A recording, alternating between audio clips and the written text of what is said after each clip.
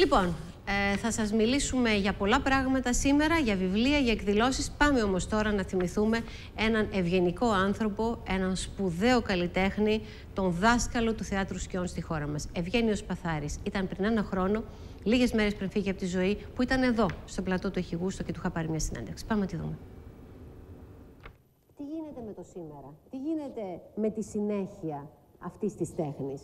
Τι γίνεται με τους νέους καραγκιόζοπαίκτες, υπάρχουν? Υπάρχουν καμιά δεκαριά οι οποίοι κάνουν σωστά τη δουλειά τους. Αλλά βγαίνουν τσιράκια στη μέση, οι οποίοι δεν κάνουν καλά τη δουλειά τους, αλλά τι να κάνουμε. Τι είναι τα τσιράκια δηλαδή στη μέση? Τι είναι, τι βγαίνουν στη μέση? Βγαίνουν οι άνθρωποι οι οποίοι δεν ξέρουν να παίξουν.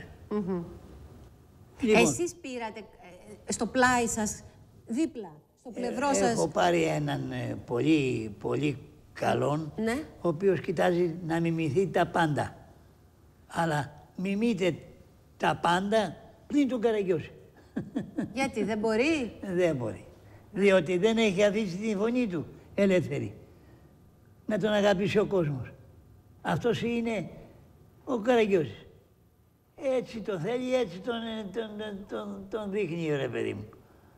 Πού να το κάνουμε? Δηλαδή, ελευθερία και Καραγκιόζης είναι δύο πράγματα πλεγμένα έτσι. Είναι δεμένοι. Δεμένοι, θες δεν θες. Σήμερα που είναι δύσκολα τα πράγματα, σε όλο τον κόσμο. Ναι, γενικά. Γενικά. Τι θα έλεγε ο Καραγκιόζης? Πάει στον Πασά και του λέει, Πασά μου, αυτό που κάνεις είναι αδύνατο. Μα εγώ είμαι ο Πασάς. Μπορεί να είσαι ο Πατσάς εσύ, αλλά εγώ τι λέω? Λοιπόν, μην ξεχνάς ότι μέσα εδώ έχεις στο παλάτι σου κόσμο και κοσμάκι. Ναι. Λοιπόν, πρέπει να κοιτάξεις τον κόσμο που είναι απ' έξω, όχι αυτόν που είναι μέσα.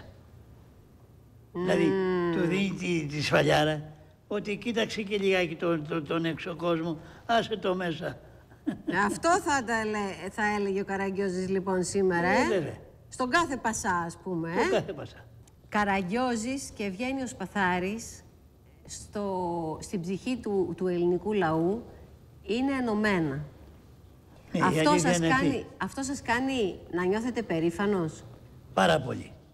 Πάρα πολύ, διότι μιλάει όλος ο κόσμος για τον εαυτό μου. Δεν λέω γιατί έχω πάρει τόσα βραβεία, αλλά έχω αγαπήσει το λαό, το δικό μου το λαό, που έρχεται στη παράστασή μου και εκτιμάει όλο αυτό το μπερντέ που παρουσιάζω. Θες φιγούρες, θες οτιδήποτε, κάνω ό,τι μπορώ να δώσω σε αυτόν τον κόσμο. Ήθελα πολύ καιρό να κάνουμε αυτή την κουβέντα για την τηλεόραση. Σας ευχαριστώ πάρα πολύ. Γιατί μας βλέπουν οι Έλληνες και οι Ελληνίδες από την Ελλάδα, μας βλέπουν και από το εξωτερικό, άνθρωποι που πόσοι σας έχουν παρακολουθήσει και στο εξωτερικό, Έλληνες που μένουν έξω. Πάρα πολύ. Θα με μάθετε κάτι? Θα με μάθετε να πω κι εγώ μια κουβέντα έτσι από τον Καραγκιόζη? Πώς μπορώ να πω? Έλατε, πες το ντε. Πες το. Πες το ντε, πώς να το πω όμως? Πώς να το πω. Σας ευχαριστώ πάρα πολύ. Εγώ σε ευχαριστώ πάρα πολύ, Μπίλιο μου.